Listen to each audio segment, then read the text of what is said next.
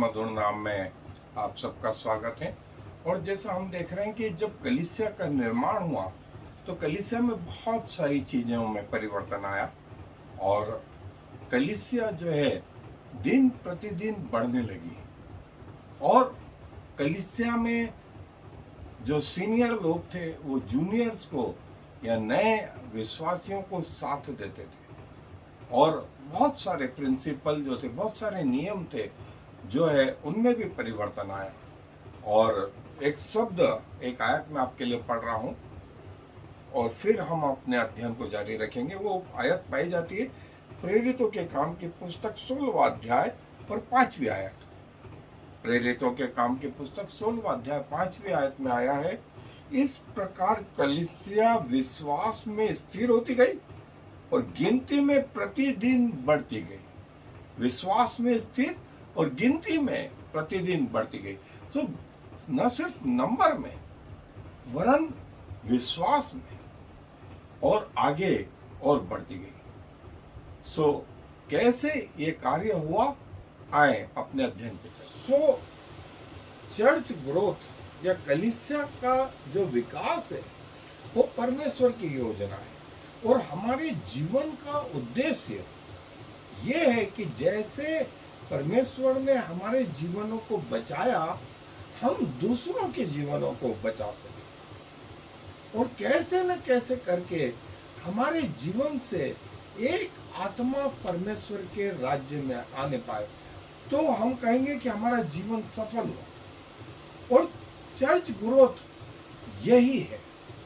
हर विश्वासी को चाहिए कि जैसा कार्य प्रभु ने मुझ में किया वैसा मैं दूसरों में कर, दूसरों को बता पाऊं। सो कलीसिया जो है सिर्फ नंबर में नहीं बढ़े, नंबर में नहीं बढ़े, लेकिन विश्वास में स्थिर रहते हुए, जैसा हमने पढ़ा कि आगे भी जो प्रभु यीशु मसीह में आया, यूहन्ना बोलते हैं अपनी पत्रियों में, उसके दूसरी पत्री, पहले यूहन्ना के दूसरे अध्याय में, कि तुम में से कुछ लोग बालक हैं, दूध पीते हैं, कुछ उससे बड़े हैं।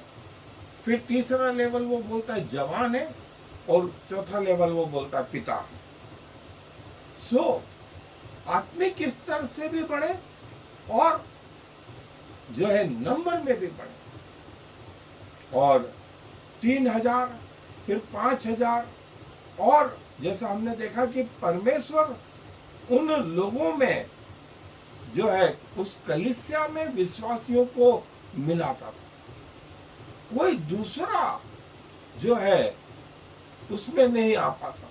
कई अन्य लोगों को भी प्रभु ने, जैसे अंताकिया में वहां प्रभु ने बढ़ाया और वे जो है न सिर्फ विश्वास में बढ़े वरन नंबर में भी बढ़े, नंबर में भी बढ़े।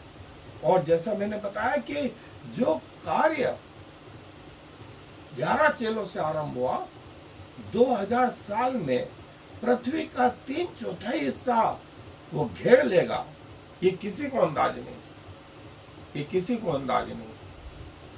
और ये परमेश्वर का काम, आज भी परमेश्वर का काम है, उन दिनों में भी परमेश्वर का काम है। हम सिर्फ सुसमाचार बताते, हम सिर्फ प्रभु की आज्ञाएं मानते, बाकी काम प्रभु करता है। जीवन देना प्रभु का काम, आत्मा जोड़ना प्रभु का काम। और जैसा न सिर्फ कलीसिया नंबर में वरन आत्मिक रीति से भी जो है वो बढ़ती जाए।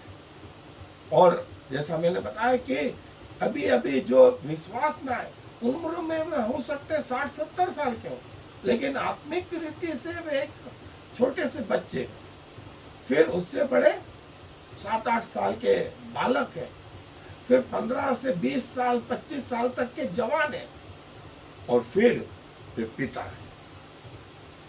और ये जो है चर्च की ग्रोथ का, कि न सिर्फ नंबर से वरन आत्मिक रीति से भी जो है वो बढ़ती जाए। और जो है,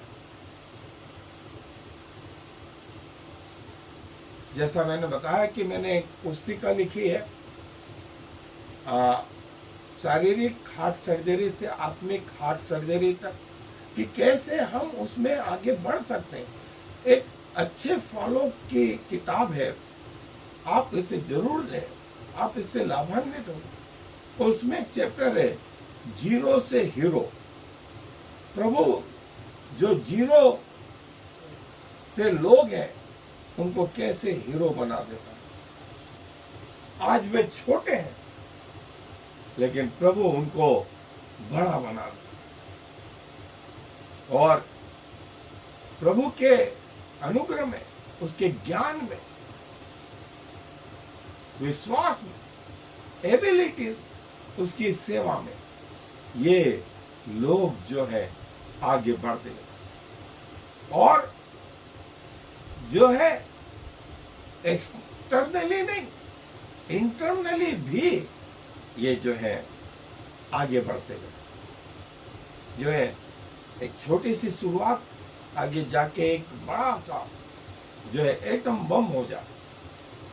और जो जियोग्राफिकल ग्रोथ है, और चर्च जो है विश्वास में, और जो हमने पढ़ा कि संख्या में प्रतिदिन बढ़ते जा रहे हैं। ये चर्च की एक प्लानिंग है, ये प्रभु की एक प्लानिंग है। हम इस प्लानिंग के एक हिस्से हैं, हम इस प्लानिंग के एक हिस्से हैं। जैसा मैंने बताया कि प्रभु में किसी का जन्म हुआ, और जन्म के बाद में उसके चाइल्डहुड अवस्था, फिर उसके एडोलेसेंस अवस्था या जवानी की अवस्था, फिर वो मैच्योरिटी की अवस्था, फिर अपने आप को खाली करने की अवस्था, पिता और डेथ, ये लाइफ साइकिल ऑफ चर्च कैसे जो है आगे बढ़े, कैसे आगे बढ़े। और कई प्रिंसिपल आगे बढ़ने के लिए, बाहरी रीति से भी और आंतरिक रीति से। ये कलीसिया, ये चर्च लोगों का समूह, और वो 11 से 450 करोड़ हो गया। जो पौधा था वो ऐसा बड़ा कि सारी दुनिया में जो है फैल गया। और एक पौधे से लाखों करोड़ों अरबों जो है पौधे पिछले 2000 साल में चर्च की ग्रोथ न सिर्फ बाहरी रीति से, आंतरिक रीति से, जियोग्राफी रीति से, नंबर से जो है चर्च आगे बढ़ता जाए। और ये हमारे जीवन का उद्देश्य भी होना चाहिए। प्रभु के वरदान जो है इसी के लिए प्रभु देते हैं कि कलीसिया की उन्नति हो, कलीसिया की उन्नति, न कि अपने स्वयं की महिमा के लिए। सो आए, अपने आप को समर्पित करें प्रभु की योजनाओं के अंतर्गत के लिए, कि प्रभु मेरे जीवन का कहीं ना कहीं उपयोग करें, कि मैं उसकी योजना में एक छोटा सा पत्थर साबित हो, छोटा सा अंश साबित हो। आए दुआ। प्रभु जी धन्यवाद देते हैं कि आपका उद्देश्य हमारा उद्देश्य है, और प्रभु आपके उद्देश्य में हमें शामिल करें। प्रभु जी आपके राज्य में एक छोटा सा कंकर पत्थर भी होकर के आपके लिए कार्य करना हमारा सौभाग्य रहेगा। और प्रभु आप इससे बढ़ करके हमसे अपनी सेवा करवाते हैं। हम अपने आप को धन्य मानते हैं प्रभु, और विशेष करके अपनी आराधना हमें करने देते हैं। अपवित्र होठों से प्रभु आप जैसे पवित्र परमेश्वर की आराधना कर लेते हैं, उसके बावजूद आप हमें ग्रहण कर लेते हैं। सो प्रभु क्या कहें, जैसे हैं जिस अवस्था में प्रभु आपके नजदीक आते हैं, अपने आप को आपका होने के लिए समर्पित करते हुए इस विनती को प्रभु यीशु मसीह के नाम से मांग लेते हैं। आमीन। I am the Lord. There is no other God. I have prepared you even though you do not know me, so all the world from east to west will know there is no other God. I am the Lord, and there is no other.